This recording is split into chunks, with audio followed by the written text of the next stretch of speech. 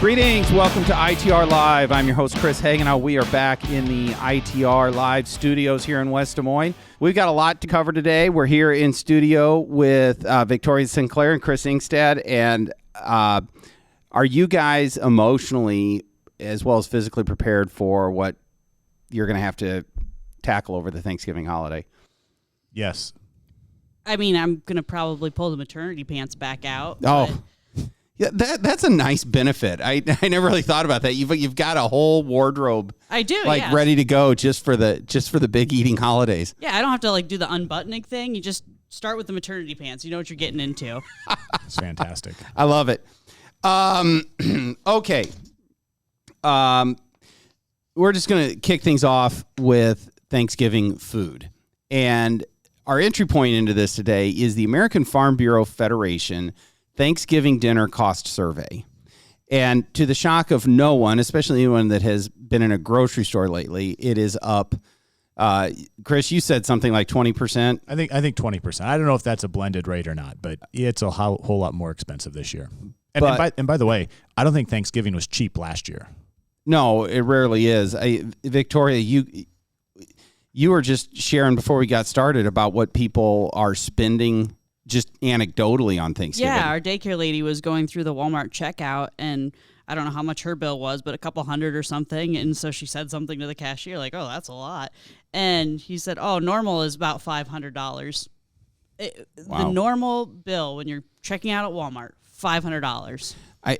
My family could be happy just with the kind of the fresh baked dinner rolls and leave the rest, but that kind of gets back to the Texas Roadhouse theme, but we'll leave that for there. Fresh? No, it's those Hawaiian rolls. Those King's Hawaiian.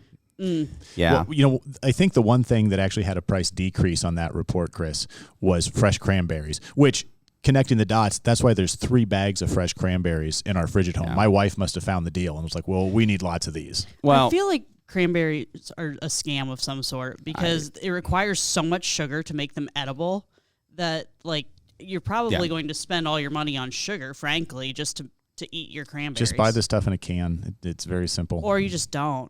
You know, that's the alternative. That's what I do. So I'm going to roll through the list here of what they consider to be a typical Thanksgiving dinner. Turkey, pumpkin pie, milk, veggie tray, rolls, pie shells, green peas, cranberries, whipping cream, sweet potatoes, cubed stuffing, ham, russet potatoes, and green beans. So to make ends meet in Joe Biden's economy, what are you crossing off the list, Victoria? Well, turkey's always crossed off the list. I'm not a fan really either. I don't know. It's just not like, why would you have turkey when you can have ham? I'm choosing ham every single time. But my ham this year wasn't even big, and I spent like $22 on this thing. I'm in it for the side dishes. Let's just be honest. I mean, if anything, turkey's only a delivery vehicle for the other good stuff. Right. You get a slice or two of turkey because you feel like you're supposed to, and then you sort of leave the rest behind. Well, it's always dry. Like it doesn't have to be, but 9 times out of 10, it's just painfully dry. Well, I mean, I think the bigger point is, turkey is rarely someone's favorite, meat option. Well, so. This is probably as good a point. I mean, kudos to Dan here, who is right now monitoring via the internet his brisket, 33 pounds, 36 pounds, something like that of brisket that he has got 5 hours left on the smoker at home. So that would get me away from the side dishes. Would be a Dan Steele. Stay right there. Yeah. Yeah. Chris, go ahead. The other thing that's not on your list is the price at the pump. Still, right? So not only is it expensive to have the Thanksgiving dinner, but it's expensive to get there. And I wanted to just share with you two something I saw in Moravia, Iowa. This weekend. Small town Iowa, rural Iowa. Frankly, a lot of us are from communities that look a lot like that, right? And driving through there this weekend with both of my sons, I noticed at the gas station in Moravia still has a kind of the old like flip chart pricing, kind of like your junior high scoreboard, right? And diesel, which is over $5 a gallon in Moravia, they had to hand draw the 5. In other words, diesel fuel is so expensive. It's like incomprehensibly expensive. They were not even prepared to like advertise the price of diesel, right? Where Joe Biden and his energy policy has taken us in small town Iowa, not even considered before this, right? Well, aren't we on the cusp of another potential strike out of the rail workers too? Yes, these things are, none of those things are going to make this better. They got past the election. They can go ahead and get after it now. I think. Well, and the river levels are so low that you can't move freight on the river very easily either. Chris, that's the Saudi, and then the Saudis are just on vacation all week after their World Cup win, so we're going to have a supply issue too. So, like, guys, diesel's not getting any better. We're going to get back to World Cup. That's coming. So I don't want to spoil that. I apologize in advance, listeners. Okay, because like I said, this is going to be a big show. We got a lot of but two things that I was thinking about with your Moravia story and just the unforeseen rise in diesel in the hand-drawn signs. Someday I will save my rant for a future podcast on handwritten and hand-drawn gas station and C-store signage. I'm an aficionado of some of the hand-drawn signs, like this product's out of stock and the misuse of apostrophes. And like someday I'm going to package that all together and we can go on that. I'm a big fan. But I say this a little bit tongue-in-cheek, the left loves to talk about how to go to Thanksgiving dinner and deal with your crazy right-wing Republican uncle and how to equip them. You know what? Don't be afraid to go to your Thanksgiving dinner and complain about inflation.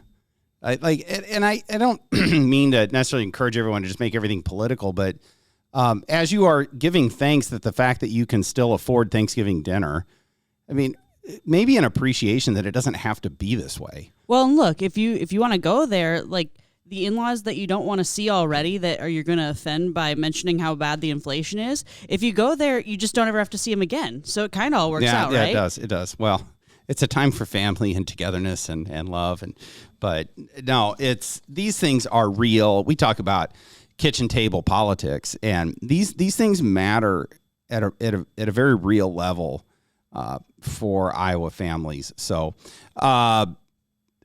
okay, So what Chris, you're sort of the godfather here that kind of sails the ship of ITR. Sure. But what do you have on tap for the office Thanksgiving here today?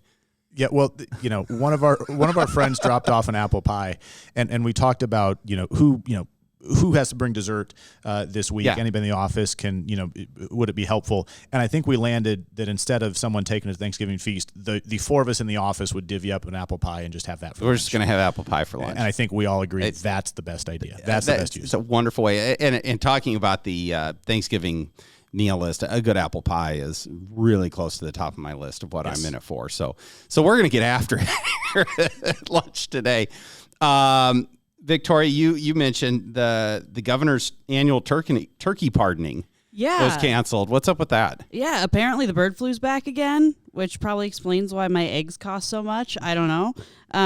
But they couldn't hold the event because you can't travel with birds right now. So I guess it was probably some sort of a virtual pardoning, because I do see that we had turkeys pardoned, but it wasn't our traditional in-person pardoning, unfortunately, for those turkeys. But I wonder if it's as meaningful for the birds if it's done via Zoom.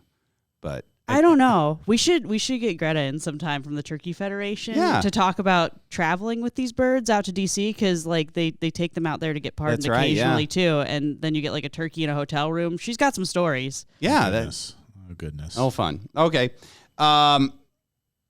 so Thanksgiving, the meal's great, and Chris, I know you're going to feel me on this one, and maybe Victoria does too.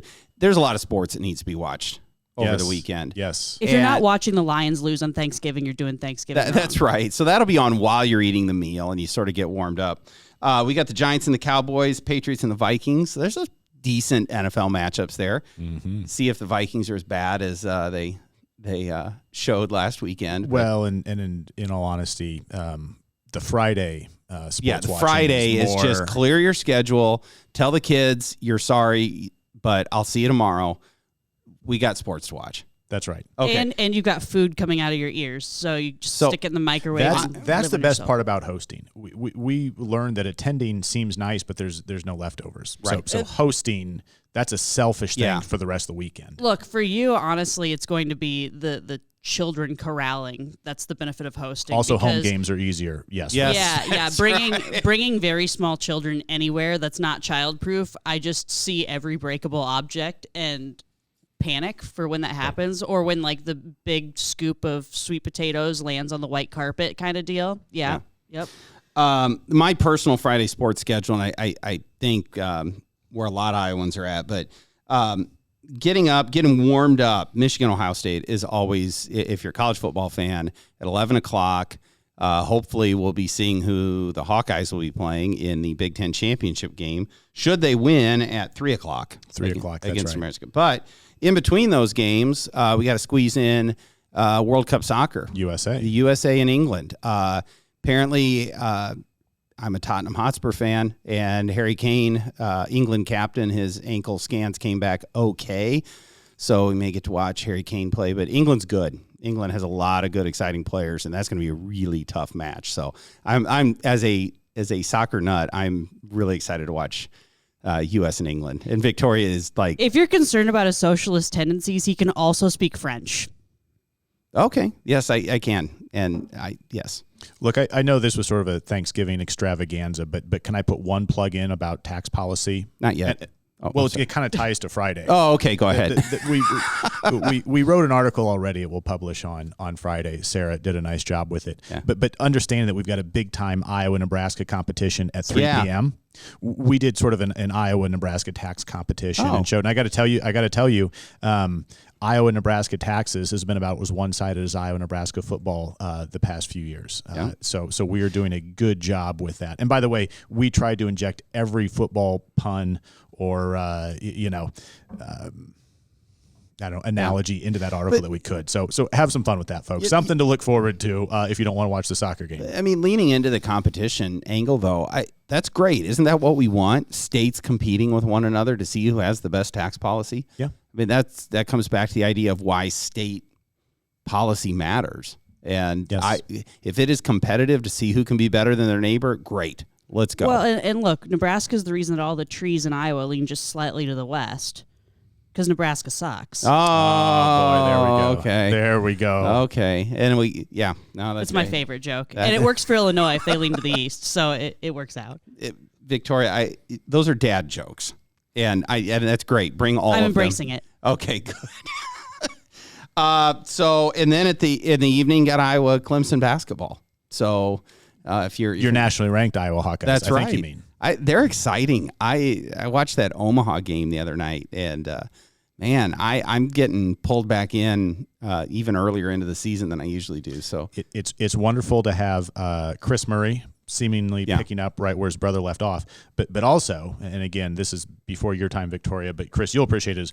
We now have a C. Kingsbury showing up in the box score, and it's fantastic. That is maybe the greatest Iowa Hawkeye basketball player of all time was Chris Kingsbury shooting 40-footers just for the fun of it. Yes. And they were good shots. Yes. Yeah. So, well, good.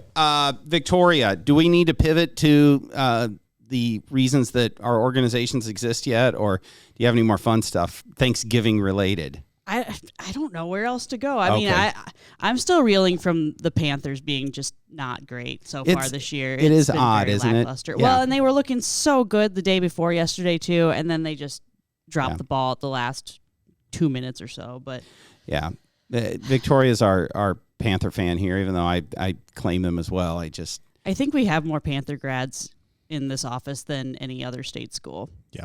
Yeah. Terry. Well, what? Terry. Oh, that's right. Yeah, Karen. Terry. Yeah. Yeah. We gotta get the whole team on the pod sometime. I still have more years spent at the University of Northern Iowa than almost anybody else. So, and I've explained that to you. I spent 17 years at that institution as a student. So, it took him that long to graduate. That's right. It was. Yeah. I couldn't escape. There are. I know we've talked a lot about election stuff. There's still a couple of dangling recounts or a few. Yeah, it got messy on Election Day, folks. And I don't know what kind of checks and balances need to be added to the system to make sure these things don't happen. There was a mishap in Lynn County, and this doesn't affect the House or Senate, but they left off the names of the supervisors in a township. So people who live in this township, Putnam Township, didn't have an opportunity to cast a ballot for county supervisor because it just wasn't there.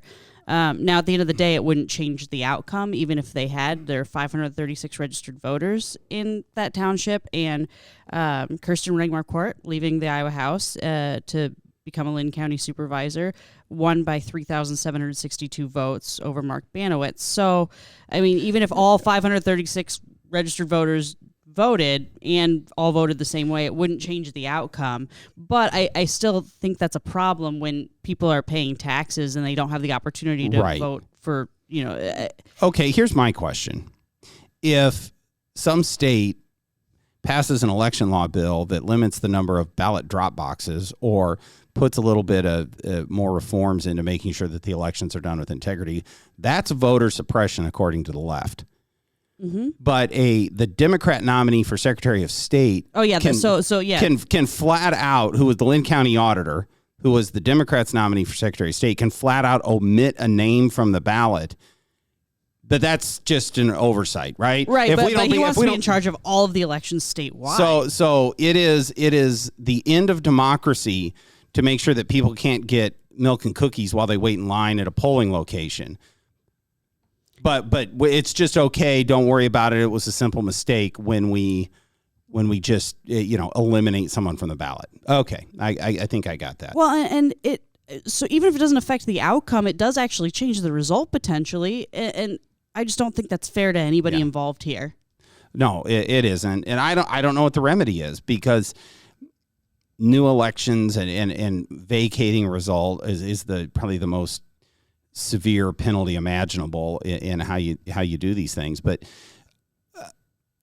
there was in Scott County, you discover, and look, I have been very clear that I think we administer elections very well in the state, and that goes both sides of the aisle.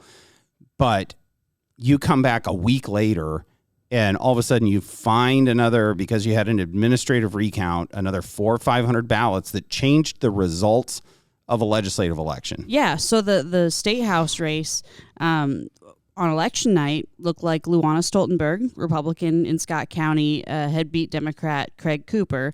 It was an open seat, and she was up by 29 votes. And we'd all assumed that she won. And then a week later, we find out there's some sort of a discrepancy with the absentee ballots or something where the numbers weren't lining up, so they recounted all of the absentees, and now Craig Cooper has a 6-vote lead over Luana Stoltenberg. There will be a recount. I know she's requested one. But that changed the outcome, and that affects people. Let's hope that they got it right, that every vote that was legally and correctly cast was counted, and let's hope that whoever certified the winner was the people's choice, right? Let's hope that's the case. But doesn't that sort of thing, and you see this as more with the absentee or vote by mail or whatever, like, doesn't that sort of speak to the point we're trying to make about, like, vote in person? Maybe we've gotten a little too loose, and it just sort of opens it up for errors or at least for questions. And I will tell you from personal experience, in some of these election law bills, actually been responsive to county auditors in giving them additional time and tools to tabulate absentee ballots so they can start earlier. I mean, we have tried to improve that process for early voting. And I'm not suggesting that we got the result wrong and that there was somehow funny business in finding extra ballots. I do think that may happen in other places, but that's another conversation for another day. But we got to do better. Well, and so the other piece here is that it took a week to discover this problem, not a couple of days. It was over a week.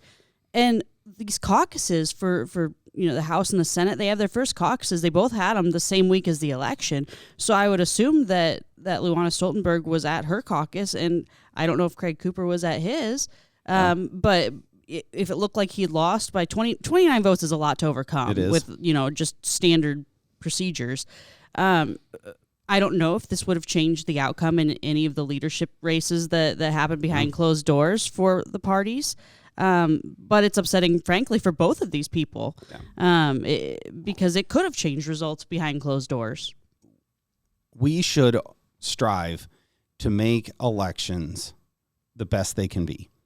Accurate, timely, because we have ranted here about what goes on in Nevada and California, Arizona, these vote harvesting places where these elections aren't decided for weeks sometimes. And we're screaming, can't you do better? Is this really how this should work? And I still think we do it far better than any of those states, but there needs to be somehow better controls. Again, Joel Miller in Lynn County, I think he released his countywide results 3 different times between election night and the following morning, and they were all over the place. And that's just a matter of uploading numbers to a website.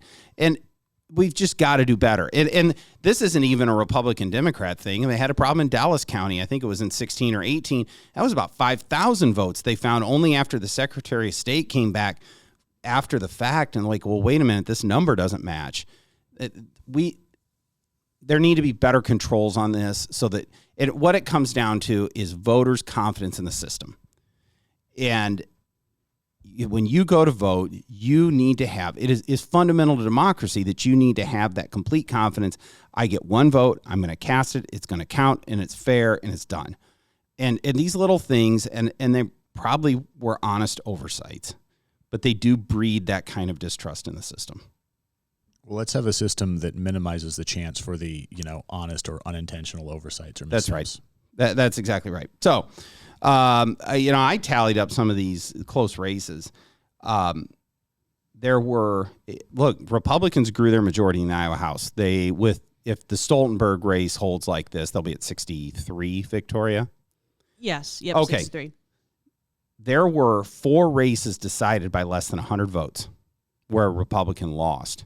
Luana Stoltenberg, Representative Garrett Gobble by 23 votes, Sarah Abdush and Council Bluffs by 7 votes, Jennifer Smith in Dubuque by 95 votes. That is a total of 131 votes. That was the difference between 63 and 67 members in the Iowa House. These are tight margins. And if you think about it, it's really not even 131 if 66 Iowans had voted the other way.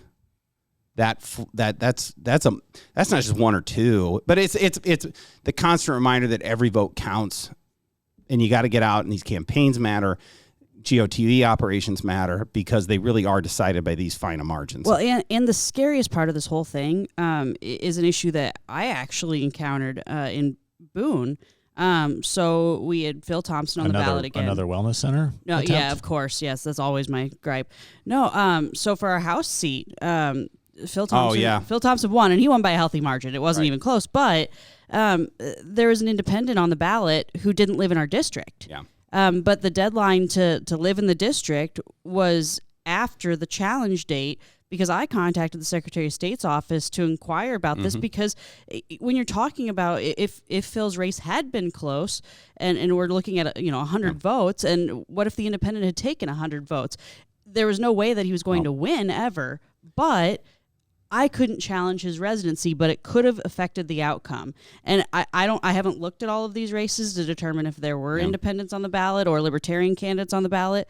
I think the libertarians, you could actually potentially challenge some residency stuff or something because of the party system. But if you're an independent getting on the ballot, there's no real check on that residency piece, which was frustrating for me as a voter who had the potential to have their own House seat change hands if there were too many votes going to the independent who didn't even live in our district. And if I'm not mistaken, that residency requirement doesn't even apply to congressional candidates either. I believe you can live wherever you want on election day, or that state legislator residency requirement is treated differently in the Constitution.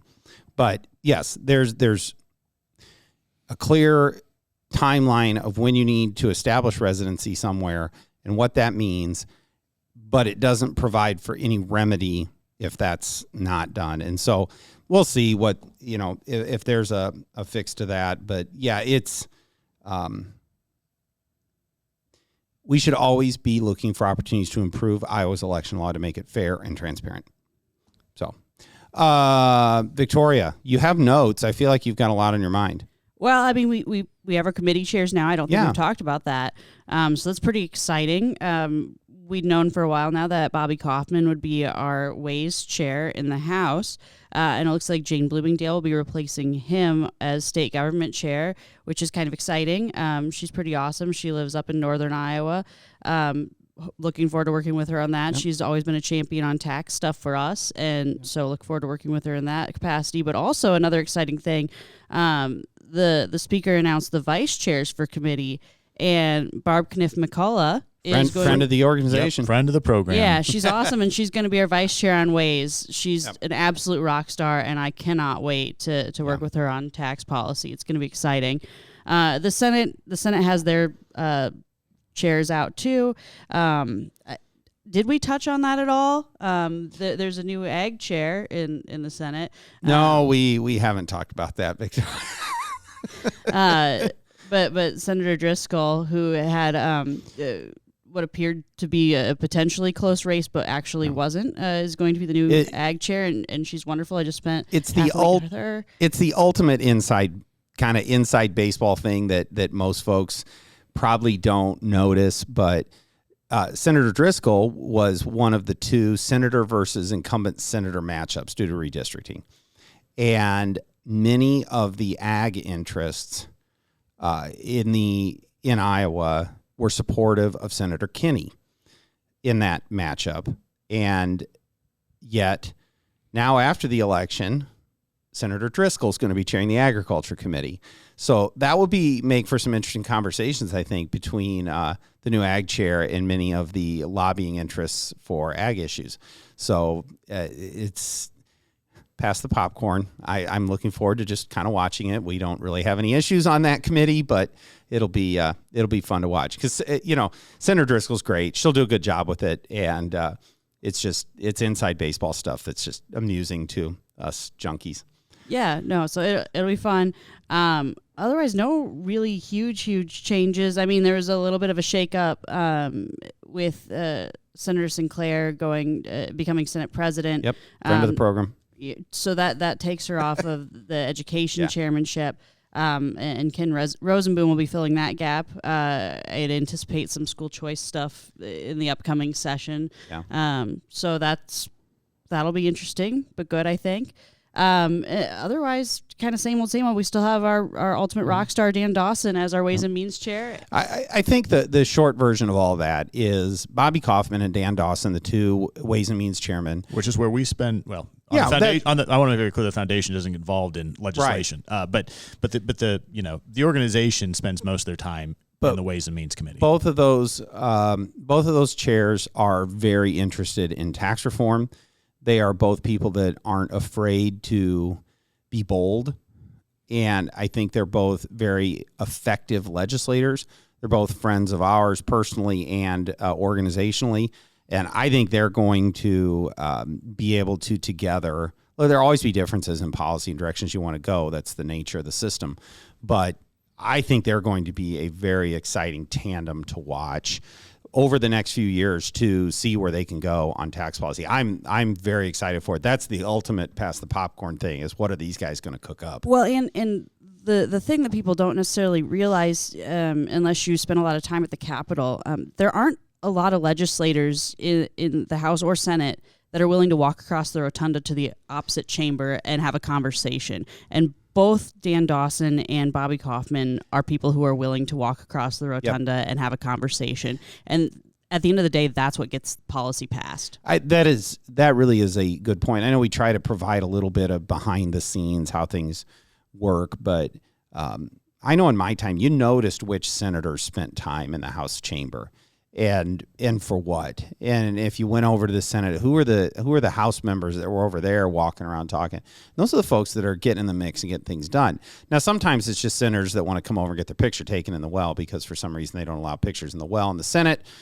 But so everybody make an appearance sometime, but it would be get in and get out. But yeah, I know when I would be in the back of the chamber doing the things I needed to do, Dan Dawson was frequently over to talk to me or anyone else about what he was working on. And I know that Representative Kaufman was frequently going over to the other side of the rotunda to work on things too. So that's great. I'm about out of topics, Victoria. So committee chairs inside the baseball stuff, inside the Capitol. Do you want to touch on the Ed Reform Committee in the Yeah, House? I thought about that. So Speaker Grassley created a whole new 5-member committee, presumably for Ed Reform issues, which I think most people assume that means. Do you presume that because that's what he called the committee? Well, the Ed Reform Committee? Yeah, I mean, it was, but presumably it's for the ESA bill. And I think that's an indication that he's very serious about moving that bill. It's a little bit unprecedented in the way it's structured, but it's all the top leaders in each chamber. And we know where the Senate's been at on that bill, so it sure feels like that issue is really locked and loaded and ready to go for next year. So, but yeah, it'll be interesting to see who actually floor manages the bills to come out of that committee, because you have Speaker Grassley and Leader Winshittle.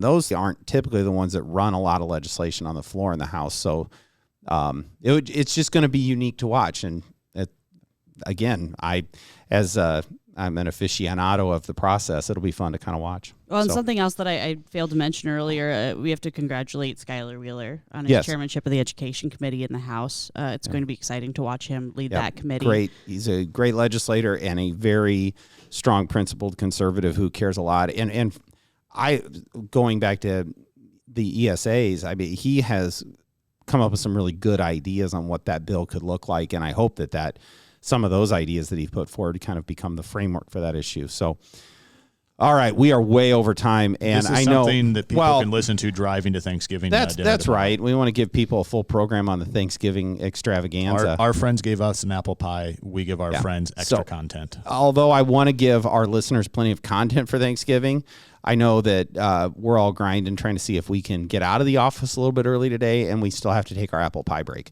That's right. So I don't want to go too long and not be able to accomplish those other goals for what we have set out today. That's fair. Well, at any rate, enjoy your Thanksgiving, everyone, and hopefully you get invited back next year after this year. Probably enjoyed a bit of a hiatus if you're on the cusp of not making the cut. So yeah, well, we're gonna have a good time, sports and Thanksgiving dinner, and it's great to be an American. There you go. All righty. Well, thanks for joining us. Don't forget to, on your drive, assuming that you're not driving, but like and subscribe and share with your friends. And we will see you next time on ITR Live.